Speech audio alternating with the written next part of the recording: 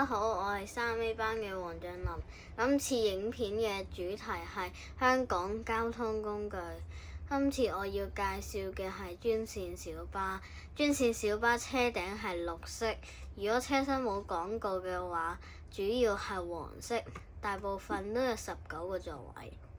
專線小巴通常用嚟提供社區同鐵路站嘅接駁服務，或者填補公共巴士冇覆蓋嘅地區。專線小巴上設有冷氣，可提供適合溫度。小巴亦設有八達通機，用嚟支付車費。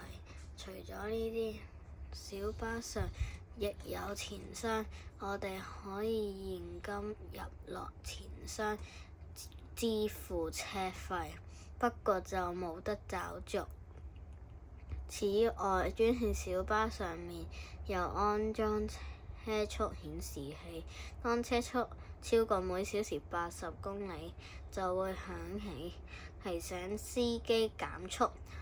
而家較新嘅小巴座位都有安全帶，乘客必須佩戴。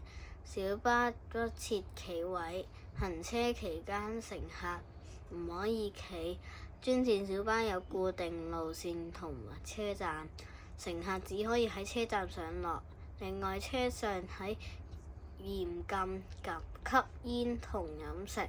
我哋搭小巴記得要遵守呢啲規則。我今次嘅分享完畢，多謝大家。